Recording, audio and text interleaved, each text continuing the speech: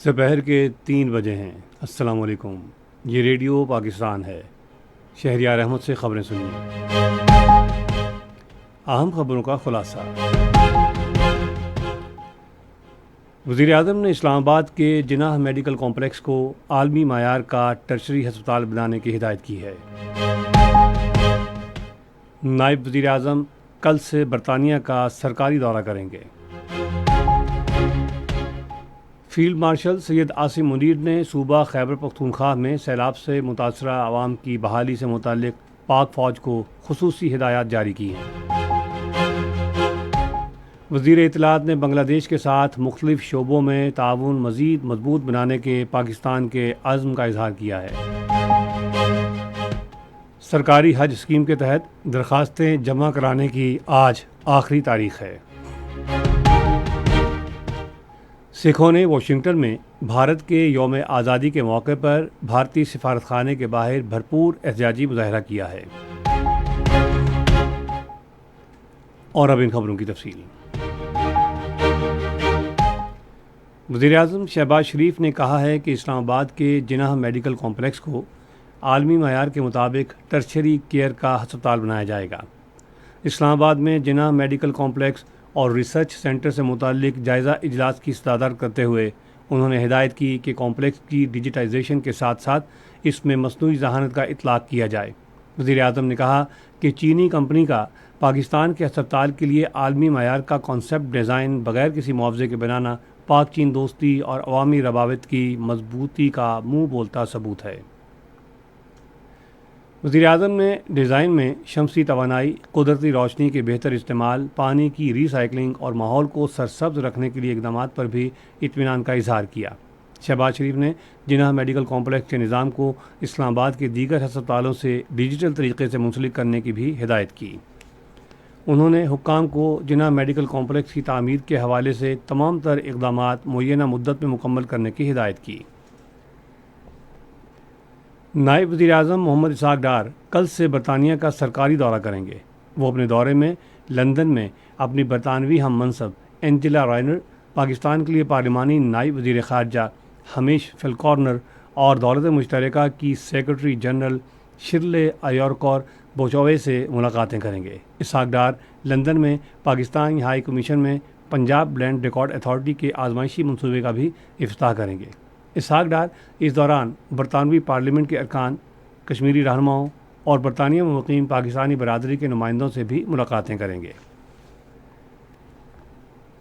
नायब वज़ीर-ए-आज़म इसहाक़ डार ने कहा है कि हुकूमत सैलाब से मुतासरा इलाकों में इमदाद फराहम करने और बचाव की कार्रवाइयों के लिए तमाम दस्तयाब वसाइल बुरकार ला रही है। उन्होंने अपने एक्स हैंडल पर एक पोस्ट में कहा है कि वफाकी और सूबाई इदारे, मुसल्लह अफ़वाज और मुकामी इंतज़ामिया मुतासरा अफराद तक पहुँचने और शहरियों का तहफ़्फ़ुज़ यकीनी बनाने के लिए दिन रात काम कर रहे हैं। इसहाक़ डार ने कहा, हुकूमत मुतासरा इलाकों की देरपा बहाली के लिए हंगामी इक़दामात करेगी। Army chief field marshal Syed Asim Munir ने सूबा खैबर पख्तूनख्वा में सैलाब से मुतासरा आवाम की बहाली से मुताल्लिक़ खुसूसी हिदायत जारी की हैं। सिक्योरिटी ज़राए के मुताबिक आर्मी चीफ ने कहा है कि खैबर पख्तूनख्वा में तैनात फ़ौज सैलाब से मुतासरा आवाम की बहाली में भरपूर मदद करेगी। सिक्योरिटी ज़राए का कहना है कि पाक फ़ौज ने एक दिन की तनख्वाह खैबर पख्तूनख्वा के सैलाब से मुतासरा आवाम की बहाली के लिए वक्फ़ कर दी है। पाक फ़ौज ने अपना एक दिन का 600 टन से ज़ायद राशन सूबे के सैलाब से मुतासरा आवाम की इमदाद के लिए मुख्तस कर दिया है। आर्मी चीफ ने कोर ऑफ इंजीनियर्स को खुसूसी हिदायत जारी की हैं कि पुलों की मुरम्मत का काम जल्द मुकम्मल किया जाए और जहाँ ज़रूरी हो आर्ज़ी पुल कायम किए जाएँ। आर्मी के 9 यूनिट के सुरागरसां कुत्तों के यूनिट को भी तलाश और बचाव के लिए भेजा जा रहा है। आर्मी की खुसूसी urban search and rescue team भी आर्मी चीफ की हिदायत पर तैनात कर दी गई है। वज़ीर-ए-आज़म शहबाज शरीफ की हिदायत पर NDMA की टीम इमदादी कामों की निगरानी के लिए पेशावर पहुँच गई है। NDMA खैबर पख्तूनख्वा की सूबाई हुकूमत और PDMA को मुकम्मल मुआवनत फराहम कर रहा है। NDMA तमाम मुतल्लिक़ा इदारों की जानिब से जारी इमदादी कार्रवाइयों की हमवक्त निगरानी कर रहा है। शदीद बारिशों, सैलाब, लैंड स्लाइडिंग और आसमानी बिजली गिरने के हालिया वाक़यात के बायस खैबर पख्तूनख्वा में 421 अफराद जाँ बहक हो चुके हैं। पाक फ़ौज और फ्रंटियर कोर बोनेर, सवात और बाजौड़ में बचाव और इमदाद की कार्रवाइयाँ जारी रखे हुए हैं। پاک فوج کی ٹیمیں سیلاب سے متاثرہ اضلاع میں امدادی سرگرمیوں میں مصروف ہیں۔ آرمی ہیلی کاپٹرز کے ذریعے سیلاب سے متاثرہ علاقوں میں اشیاء خوردونوش اور دیگر اشیاء ضروریہ فراہم کی جا رہی ہیں، جبکہ لوگوں کو محفوظ مقامات پر منتقل کیا جا رہا ہے۔ فوج کے مزید اہلکاروں کو امدادی کارروائیوں کے لیے تعینات کیا گیا ہے۔ وزیر اعظم شہباز شریف نے خیبر پختونخوا اور پاکستان کے شمالی علاقوں میں طوفانی بارشوں اور شدید سیلاب سے ہونے والی تباہی پر گہرے افسوس کا اظہار کیا ہے۔ اپنے ایکس ہینڈل پر ایک پوسٹ میں انہوں نے غمزدہ خاندانوں سے دلی تعزیت کا اظہار کیا۔ یہ خبریں آپ ریڈیو پاکستان سے سن رہے ہیں۔ وزیر اطلاعات و نشریات عطا اللہ تارڑ نے بنگلہ دیش کے ساتھ سیاسی، اقتصادی اور ثقافتی شعبوں میں تعاون مزید مضبوط بنانے کے لیے پاکستان کے عزم کا اظہار کیا ہے۔ انہوں نے اسلام آباد میں بنگلہ دیش کے ہائی کمشنر محمد اقبال حسین خان سے گفتگو کرتے ہوئے کہا کہ پاکستان بنگلہ دیش کے ساتھ اپنے تعلقات کو انتہائی قدر کی نگاہ سے دیکھتا ہے۔ انہوں نے کہا کہ پاکستان نے اعلیٰ سطح کے دوروں اور ثقافتی تعاون کے ذریعے بنگلہ دیش کے ساتھ اپنے تعلقات کو نئی جہت دی ہے۔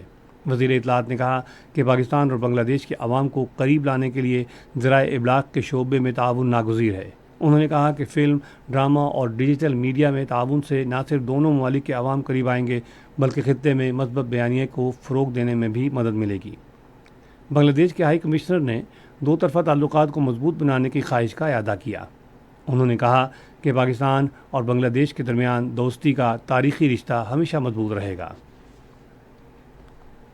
وزیر داخلہ محسن نقوی اچ شریف میں کیپٹن محمد آصف شہید کی رہائش گاہ پر گئے۔ انہوں نے شہید کے والدین، بھائیوں اور دیگر اہل خانہ سے ملاقات کی اور فاتح خوانی کی۔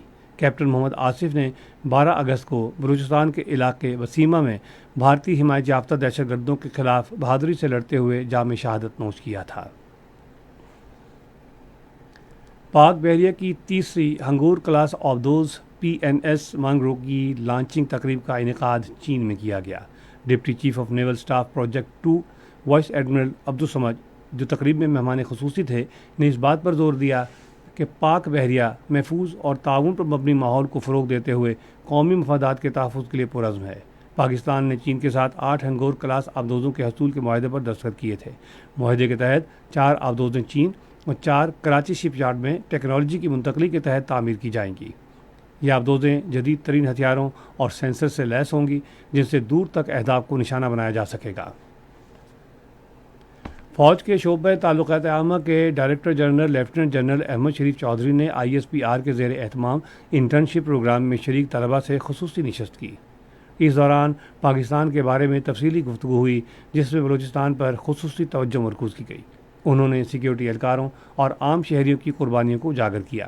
DG ISPR نے کہا کہ کسی بھی علاقے میں آپریشن اسی وقت کامیاب ہو سکتا ہے جب مقامی آبادی خود دہشت گردوں کی شناخت کرے۔ انہوں نے کہا کہ بلوچستان کے عوام دہشت گردی کے خلاف اٹھ کھڑے ہوئے ہیں اور وہ دہشت گردوں اور ان کے سہولت کاروں کی نشاندہی بھی کر رہے ہیں۔ انہوں نے بلوچ عوام کی تعریف کرتے ہوئے انہیں انتہائی ذہین اور دور اندیش قرار دیا۔ سرکاری حج اسکیم کے تحت درخواستیں جمع کرانے کی آج آخری تاریخ ہے۔ اسٹیٹ بینک کی ہدایات کے مطابق نامزد بینک آج دن 2:30 بجے تک کھلے رہے، تاہم درخواستیں وزارت کے آن لائن پورٹل کے ذریعے آج آدھی رات تک جمع کرائی جا سکتی ہیں۔ وزارت مذہبی امور کے ترجمان کے مطابق سرکاری اسکیم کے تحت درخواستوں کی تعداد 1,08,000 تک پہنچ گئی ہے۔ بھارت کے یوم آزادی کے موقع پر واشنگٹن میں سکھوں نے بڑی تعداد میں بھارت کے سفارت خانے کے باہر بھرپور احتجاجی مظاہرہ کیا۔ کشمیر میڈیا سروس کے مطابق سکھوں نے خالصتان کے جھنڈے اٹھا رکھے تھے، انہوں نے بھارت مخالف نعرے لگائے اور بھارتی پرچم کو پھاڑ دیا۔ خالصتان کونسل کے صدر ڈاکٹر بخشیش سنگھ سدھو نے اجتماع سے خطاب کرتے ہوئے اعلان کیا کہ واشنگٹن میں خالصتان ریفرنڈم اتوار کو ہوگا۔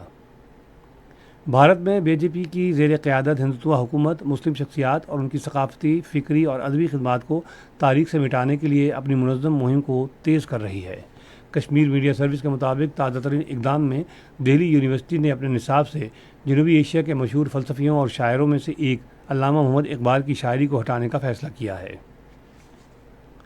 اقوام متحدہ کے انسانی حقوق کے ادارے نے کہا ہے کہ اسرائیلی فوج نے غزہ میں 27 مئی سے 13 اگست تک 1,760 امدادی کارکنوں کو شہید کر دیا ہے۔